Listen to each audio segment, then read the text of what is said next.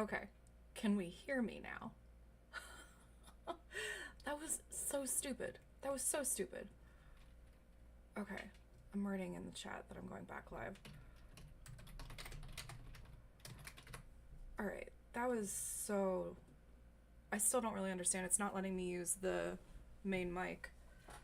I'm not sure. I'll have to figure that out later. Never had a problem with the software. Anyway, that's that's what happened today. All right. Moving along. Moving along. um oh god. Okay, I feel like I should put this link over in the other thing. So, welcome. I am glad that you're here. I hope that you are having a good day. And yeah, screw that. And yeah, let's get going. Today we're going to talk about the inner child. And if you don't know what the inner child is, or I mean, I feel like everybody has some sort of idea of what it is, but you know, it's become part of the zeitgeist and part of general terms that we kind of like maybe think that we know, but maybe it's something that you're just like, I mean, what does that even mean? What does an inner child even mean? And that's what I want to talk to you about today. And we're gonna get into it. So let's think about well, actually, let me introduce myself. Let me just get grounded here for a damn minute. I'm trying to make sure everybody knows where I am in case they want to come back. I don't want people to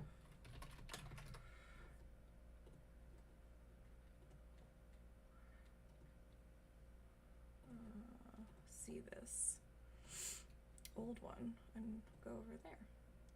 Okay. So, I hope that you know me already, but honestly, I hope that you don't. I hope that this is something that you're finding for the first time. And my name's Mary, and clearly this is a day. So I call myself a merriment maker, and that really is all about embodying, creating, and spreading joy, and doing it from the angle of self-love and mental health, but also making it so that I am encouraging you to see the good in humanity again. I do street art, I spread good news. I am very guerrilla art and grassroots with the things that I do. And my whole goal is really to get you to remember that it's fun to be alive. Yeah. So I started doing Merriment Mondays live a while back, and then because of all the events that I was doing, didn't make the time to do it. So that's what I'm getting back into today, and I'm excited about doing it. And clearly, I lost my momentum here. So one of the things that we did was with magical merriment moments. So this was basically like a gratitude kind of list where every week I would start out and talk about some of the things that made me happy in the past 7 days, 14 days, depending on when we met, and encourage you to think about the stuff that was making you happy. And it doesn't have to be something that you're quote unquote grateful for. Magical merriment is like, to me, it's like something really fun that happened, something magical, mystical, interesting, unique, something that made you feel alive. So here's 3 things that you can kind of see like spinning on this little slider. And I got to introduce my friend that I hadn't been hanging out with in a long time, and now we're hanging out a good amount. And I got to take her and her daughter to this place called the Doodle Hatch here in Maryland, and it's really, really cool. It's got all of these interactive installations, and you can walk around, and then she likes it so much that she had her birthday there. So I got to go to her birthday party there, and it was really cool. And the owner took us in the back and gave us this really cool tour. And then I also got to go with her and her family and went swimming, and we had this like really wonderful pool party and like food and drinks, and the kids were all swimming, and it just felt very grounded and wholesome and just interesting and wonderful. And I also took a trip to Southern Maryland and went exploring, and that's me and Katie in the pool.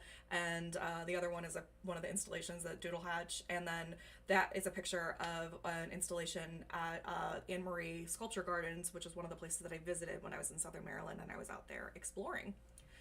So, what are some things that you got to? That's okay, Lydia. What are some things that you got to experience this week? And I want to encourage you to kind of like think about all of the things as you're going around this week that feel good and happy to be alive. And I know gratitude kind of maybe feels trite at this point. It didn't used to be, but I like to kind of think about it as maybe if we're coming back together every week or even 2 weeks, that you're thinking about like a good thing to report. You know, it's like, what do I have to say on this list of things that I can share of, you know, really cool stuff that I got to experience. So I think sometimes it's nice to be able to go about life and thinking about what can I write down in my journal? What can I share on this next group meeting or whatever it is that we're doing. So that's a way to kind of think about what's going on in your life. So good news is another really cool thing that I enjoy doing and looking at. You know, there's a lot of all kinds of news in the world, and good news is really just news that we look at and believe affirms our reality in the way that our values are in line with. But I also believe good news is aligned with kindness. That's a value that I think is important. So here are two pieces of good news. One is from my personal life, and one is from the internet and the world at large. So when I was driving home from Southern Maryland, there was this guy on the highway in a van next to me, and he signed at me, and he was like, "You're beautiful." And that's not it's one of the more common signs, but I actually do speak a fair amount of sign language, American Sign Language. And I responded back, "Thank you." And again, that's a pretty simple sign as well. It's not that intricate on the list of of signs.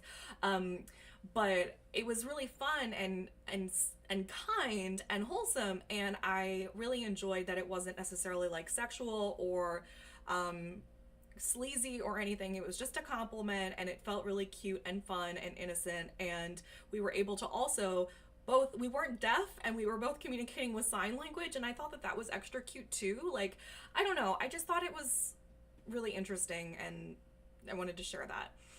And then another interesting good news story is that the former mayor of New York City, Michael Bloomberg, donated $1 billion to Johns Hopkins, which is it's a pretty famous university and hospital here in Baltimore, for future students to be able to get their degrees, to become nurses and doctors and go into public health. So that is, I believe, to be good news, that philanthropy. Okay, so if you're feeling kind yourself, please hit the subscribe button and like and share this video, because I believe that as many people in the world deserve to feel as happy as possible. And before we get into everything, I just wanted to let you know that if you're not in the Merriment Makers, that you can start the Merriment Makers for 88% off. So if you're somebody who feels like in your head you believe that everybody in the world deserves to have a lovely life, right? You're like, "Oh, of course, I believe everybody deserves to have a wonderful, fun, deep, passionate, beautiful life." And then you in reality are putting everyone else first. Like when someone asks you to do something, you'll go to 5 different stores before eating your lunch first because it's someone else asked you to do that thing. When you are feeling depressed, you can still get up and help someone else before helping yourself, right? And it means that you care. It's just that you're not caring about yourself and your own goals. And I mean, or do you feel like your life is like being wasted just trying to get through the day? Do you feel exhausted? Do you feel like you know things can be better? Do you feel like you are meant for something more than what's happening right now? Do you feel like you're just like, is this it? Is this all we're doing? We're just kind of like waking up, going to work, eating dinner, and rinsing and repeating. Is that kind of like all that this is? And the answer is it doesn't have to be. Your life doesn't have to be wasted just trying to get through the day. I know that you're trying really hard. I know that you're exhausted, and I know that things can be better. And I know that because I get it, and I've been there, and sometimes I'm still there. We all are. And the answer is that you just need to shift your focus. You don't have to try harder, you just have to try differently. You have to shift your focus. You've been trying really hard. You've been trying maybe even too hard, but you've been trying at the wrong things. So, what if your mental health wasn't something that you were just treading water with and just hitting reset every day? What if your creative dreams weren't dreams, they were goals that you could look back at and be like, I did that? What if cleaning the house was fun? What if you could feel like your life was a montage? What if you were the kind of person that it didn't even bother you to sit in traffic? You were like, don't even care. I love my life so much that I can sit in traffic and not even feel anger or annoyed. That's merriment. That's merriment making. That's the merriment making method, okay? I teach you so that you don't have to try more, you just have to focus your energy differently. And as a result, you will feel good. You'll be able to make what you want, and you get to spread joy. You don't have to stop helping other people. I'm not ever going to be here to tell you to stop pleasing other people. I'm here to tell you to stop people pleasing. There's a difference. My method is about feeling good so that you can do good. It's very different than a lot of like other self-love methods and ethos, because a lot of them are just teaching like how to be hot and feel good, and that's it. I am of the mindset that it is deeply important that once you feel good, you must do good. You must go back out into the community and be of service. And that is something that we don't really hear about in the world of personal development that I see. I don't see it being part of the curriculum that we're teaching how to become an advocate for whatever you're passionate about. We teach people to be like, oh yeah, like live your passion, but we don't teach people the 101 about how to become an active advocate for taking the energy that they have of people pleasing, right? To channel that into something that is of service, right? And there's a reason that you want to help other people. It's because you're empathetic. It's because you know that there can be change. It's because you know that there can be a difference. And your brain always needs something to work on. But if you don't give it something to work on, it's going to find something to work on. So if you, and sometimes that's why we create crises. That's why we are, having anxiety. It's a lot of different things. And I'm kind of going on a tangent here, but really, I think it's very important for us to be able to spread joy. But we have to be able to feel good before we're spreading the good. So all of the classes, all of the tools, all of the resources are the self-development skills that I personally harnessed and learned and practiced and continue to on my way to really becoming and knowing joy as a person and fun as a person after previously being a walking symptom of my mental illnesses, of which I have 12. So I'm not just like shit talking here of being like a, I don't know, a trust fund baby with like a completely neurotypical person. I know about addiction and abuse and struggle and illness and pain and trauma and all of it. And my classes and my method that I pulled myself up with no help of parents or any, myself really, besides cognitive behavioral therapy and why can't I think of the word, the treatment that I had, the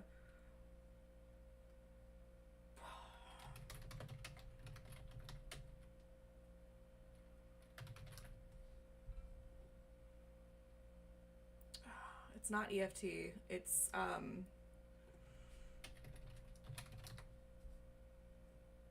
my goodness, TMS, transcranial magnetic stimulation.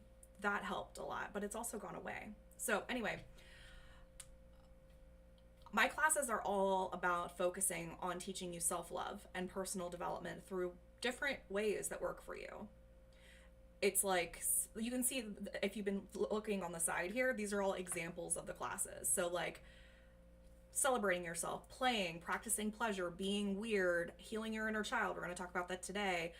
Having fun, self-esteem, purpose, creativity, confidence. Like there's all different kinds of ways to tap into your inner child, your higher self. And sometimes what you'll learn is that those two things are the same thing. And yeah, so the Merriment Makers is about maximizing your mental health and your merriment, and you get to elevate your spirits, your standards, and you'll also get my merriment making ebook. That's $100. My Zodiac personal development workshops, that's worth over $1,000, and it's 88% off for the first month. So you could start for $39, and all the months after that are still on sale for 73% off. So it's pretty crazy, and you should check it out. So the little ticker down here, uncustomary.org/merriment-makers. And there's a bunch of other services that you get. You get 1,000 resources, you get good news texts, you get mail, you get a birthday card on your birthday, you get the community, you get the dashboard, you get a lot of stuff. Okay, so go check it out. I can't even explain all the things that are on the page. You just have to go look at it. Okay, so let's get into today's lesson. The inner child. All right. So,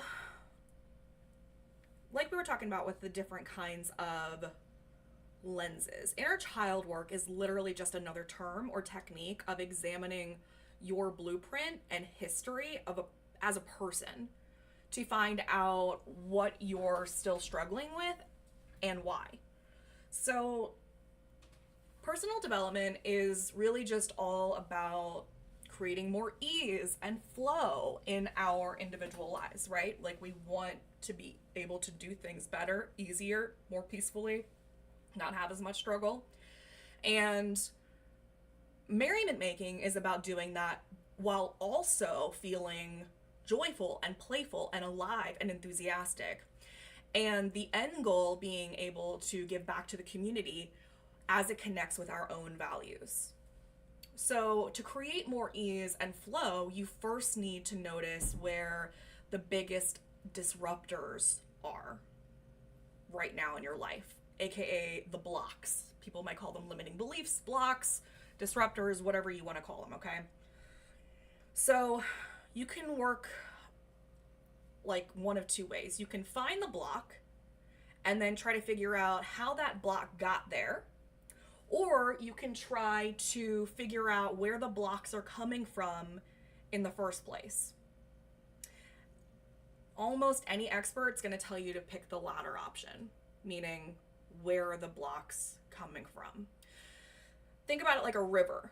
Okay, so you can, if you're trying to block a dam, like you're at the bottom of a river, like towards a waterfall, and you are seeing all these like blocks, like physical blocks of wood coming down a river, and your goal is to get those blocks to not come down the river. You don't want them to go over the waterfall, right? And you need to figure out like how are they getting dislodged, right? Like what is even happening? Where are they coming from?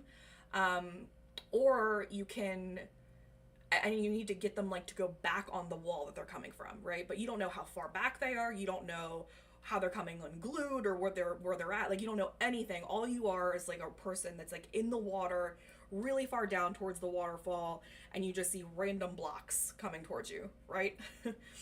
So is it easier to just like get this block up and be like, okay, I'm just gonna go walk with this one block and guess like where this is? Or is it easier to get out of the water and you can do that with each block, right? Picking up one block, walking it back, picking up one block, walking it back.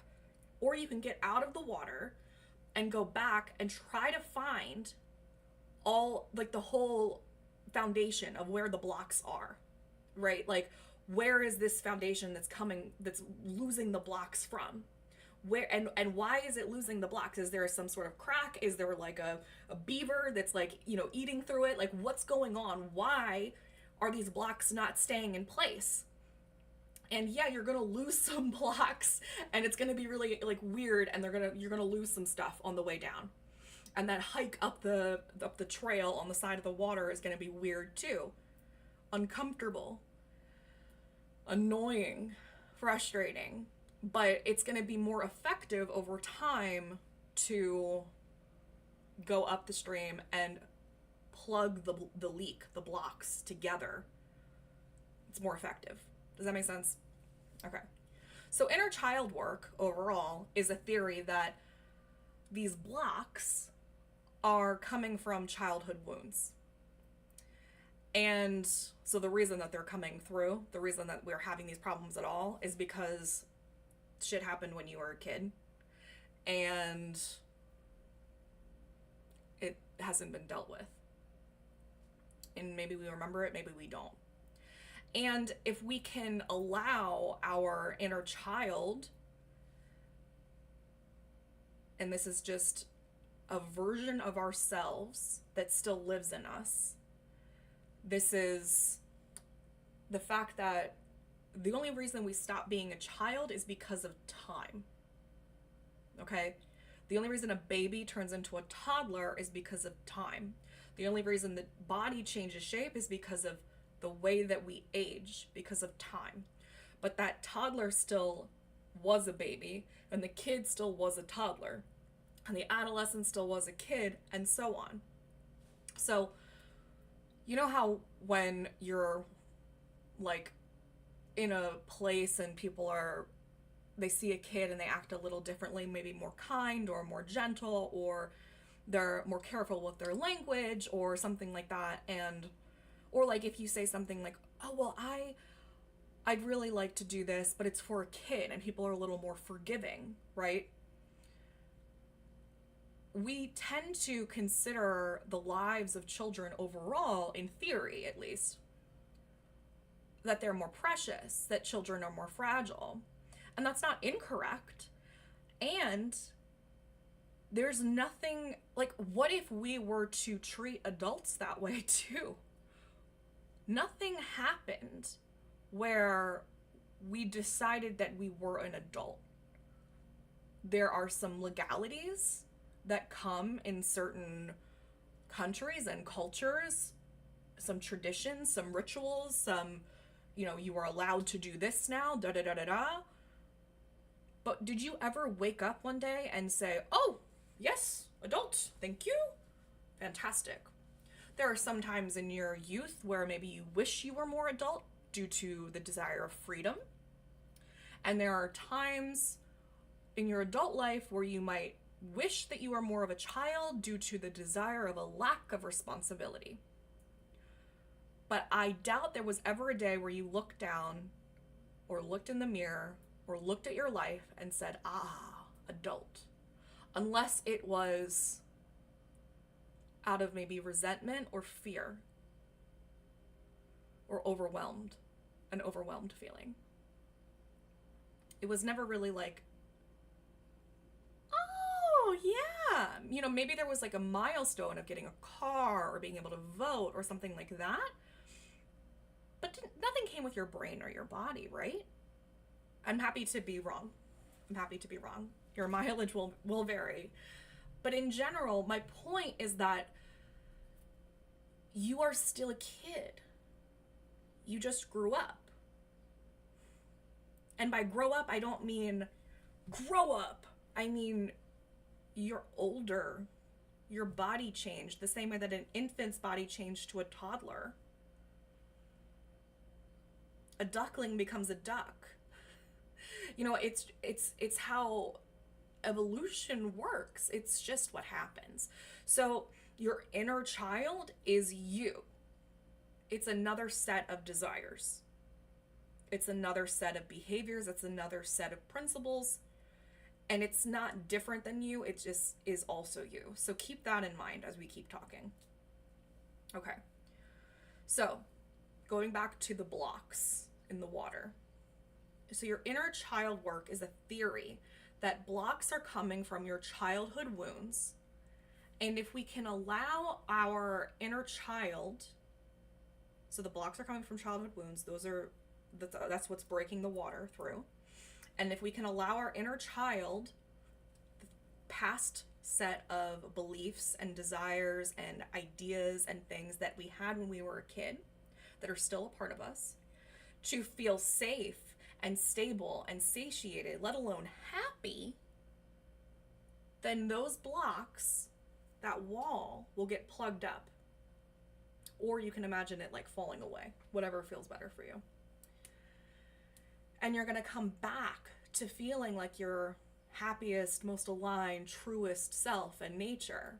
Or at the very least, you'll be able to understand how and when the problem or the block is approaching and how to navigate it without tripping over the issue next time and while you've tripped over the issue in the past. So that means like when you have a block, when you have a trauma, when you have an issue, it's coming from something. And a lot of times we don't realize that like this is from something residual. So if you're like, oh, when you have like an aha moment or a breakthrough or whatever, it's like, oh, it turns out that's why I get angry at that, or that's why I feel safe with that thing, right? So shelf knowledge is just understanding that theoretically. When you apply something and integrate it into your life, it means that you learn from it and you don't make the same mistake twice. And then you're like, oh, I see that this is a generalized issue. And the next time I'm in a situation that's very similar to that, instead of making that same mistake again, I'm going to realize I know that I get angry at this thing usually. And I know that that's because of something that happened in my past when I was a kid. But my inner child would prefer it if I da-da-da-da-da. So instead, I'm going to do this thing that makes me feel safe in the situation, and that's going to override most of my feelings of anger. So that's kind of what like shadow work looks like. That's kind of what personal development work looks like. It's becoming aware of what the wounds are, the blocks are, what's busting through the wall, what you're tripping over, whatever metaphor you want to use, and then figuring out how to fix it for next time. So how do you know if your inner child needs healing? Based on the theory of what inner child work is, it just does. Honestly, unless you have literally never had any issues or problems or contrast or whatever you want to talk about it, like however you want to label it, it does. The question ultimately is null and void because we've all had issues, especially as a kid. Nobody had a perfect childhood. Nobody loved the way their parents did everything, their guardians, their teachers, their peers, whatever.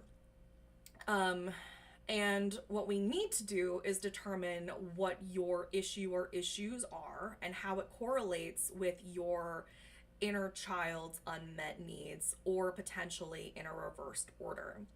And that looks like, okay, let me give you an example. So with your inner child, you might be at a store, okay, and your inner child voice, which you might not realize is this, you have like an inner monologue or thought, and it will say something or tell you, or you'll feel like, I really wish I could just like be naked in the shopping cart. I really wish I could just eat candy straight from this dispenser. And your adult voice is like, what are you talking about? That is maybe illegal. It's not nice. And people are definitely going to look at you weird, right? Do you ever have that kind of like angel devil kind of thing? Or even maybe if it's not that explicit, just a jealous feeling. And maybe it's not an innate initiative thought, right?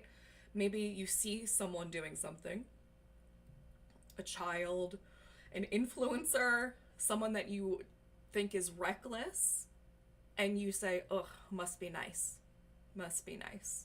I wish I could do that. I wish I could do that. And a lot of times, that is your inner child being like, I wish I could do that. I wish I could do that. Why can't I do that still? That's not fair. I have responsibilities. I have to do all this still. I have to do this. I want to do that. When did we stop being able to do that? And some of you might not have ever been able to do that. Some of you might have grown up in struggle forever, poverty, just constant danger, right? You might have never been able to be silly. So the idea of people being what you perceive as frivolous is deeply dangerous, and it's like offensive because you've never experienced that level of being able to calm your nervous system and do what you want. So this is the dance between your inner child and your adult voice. There's a want and a need, a want and a have to. And this can also be looked at as the ego and the superego. These are different parts of you. It's however you want to look at it. The ego and the superego are part of psychological terminology. So the ego, why am I talking about the ego? The ego is childish. The id is so it's the id, ego, and superego. The id is programmed with you when you arrive like as an infant on this earth, okay? It's really all you have at the beginning. And then it's just the animalistic instincts. And then the ego is developed as a child. The ego also cannot be killed, okay? Recently, I've seen a huge drive and rising in personal development and spiritual realms and hippie-ish realms to kill the ego. And I'm over it. I'm really over it. To kill the ego is to kill the self. We have coined this phrase, childlike without being childish. Okay, well, if fish is fish-like without being fishy, I don't know. Like, what? Stop it. Just stop. If it's going to be fishy, let a fish be fishy. Let a child be both childlike and childish. Don't steal the wonder of a child and be mad when you're also a bit childish. I'm not uncustomary-like without being uncustomary-ish, right? How insulting is that when we apply it to a person? Don't try to have your cake and eat it too. Like, I'm just, I don't know, how many metaphors can I fit into everything? Like, just, I want you to ask what a kid would do in a situation. What you need to apply to it. What would an irresponsible person do? What would someone with a lot of time do? A lot of money do? And do that. Some of it. I mean, we teach kids how to do stuff. They probably don't drive a car or operate a machine like a kid would. They probably don't point to scars on people's faces like a kid would. I mean, there's different ways that kids do things. And you don't need to do things the way kids do. But also, you have a lot more freedoms than kids do, and that's wonderful. I'm talking about the weird play stuff, like weird play, curious kid stuff. Why do kids get so much free passes for doing that weird kid stuff? If anything, we should get more passes. Think about all the things you had to deal with this month, this week, this year. Oh my God. We have a lot of annoying things to do as adults. All those logistics, all those bills. Most kids don't have the level of stress you do. They can take a nap, most kids. If they're screaming and they're tired, they can lay down. So if you're stressed, what would the coolest kid you've seen in the past year do? Would they put on overalls and skip down the grocery aisle? Would they get a giant pixie stick? Would they moon your mom? Would they just scream? Would they grab the microphone at the pharmacy and start doing Seinfeld jokes into it? What's the deal with all these medicines?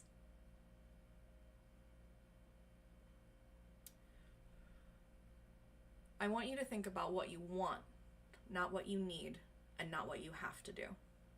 What do you want? And yes, play is an extremely important part of the inner child.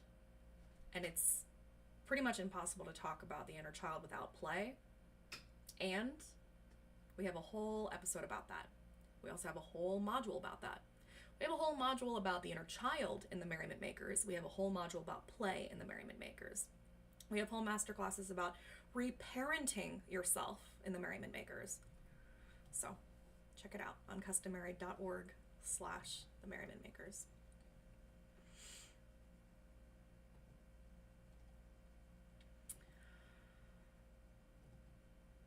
I think it's also helpful to make a list of things like, I can do both. I can be an adult and a kid. I can be mature and responsible. It's okay to do something childish and do something responsible. I can pay my bills on time and have paid for 2 sumo suits on my credit card bill, right? I can use contraception and get tested regularly and have wild sex 10 times a week. I can know first aid and CPR and know all the places to get an ice cream in town after midnight. Yes, and this. Yes, and life. Here are 10 ways to get in touch with your inner child. Describe your child self. Draw your child self. Face 2 chairs together and imagine that your child self is sitting facing you and let them talk to you. Draw or write with your non-dominant hand. Ask your child self to channel their art through you. Say positive affirmations to your child self or for your child self. Play in a way that you didn't get to as a child or that you want to now. Create the safest home that you can for your child self, for you now. And spend time with kids. A positive affirmation for you to use is, I validate my inner child's desires. Also, if child doesn't work for you, you can just say kid. Or self. Who cares? It's your life. Okay, so here are 2 homework assignments for you. Make a list of what you're jealous of kids being able to do that you feel like you're not able to do. And you can do this as you go around this week. Notice when you're like, ugh, that must be nice. Kids, I wish I got to do that. Or any time that you feel jealousy in you. And it also doesn't have to be a kid. It can be anybody that you feel has less responsibility than you or you just want to do. And then do one of them. Why can't you do it? Who's saying you can't do that? Who is saying that you can't? What is it? Are you worried that somebody's going to think that you're weird or too young or too childish or not responsible enough or you're too old to do that? Like, who gives a shit? Who cares? I take my stuffed duck to hotel rooms. I check it in. I take it on airplanes. I have shelves of toys on display in my home.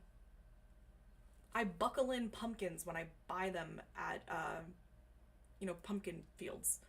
I I dress like a child. I have been doing kidcore before I knew that was a word with my dress. I have no qualms with playing. I think play is more important than meditation. And speaking of dress, your second homework assignment is to let your inner child dress you. If they were going through your closet, your 5-year-old, 8-year-old self, 10-year-old self, pick an age, how would they want to dress with your clothes? You can do it on an off day. You can wear it around the house. You can have a photo shoot in it. But what would they pick out for you? Okay. Well, I hope you enjoyed this. Please like, subscribe, and share. And don't forget that the Merriment Makers is available for, where is it at? For 88% off. You can start for $39 a month. It's usually $333 for the VIP. You're getting the VIP for $39. It's insane. You can get, what is it, like 40 masterclasses plus 40 modules for $39? One of these, just one of the masterclasses, is $88. And then each module comes with 20 resources. It's an insane price. And then you get good news, text, and mail and all these other services and stuff. It's the best thing out there. I'm not kidding. You can see Giuseppe. I didn't realize he was back there. You guys, Giuseppe never comes on camera.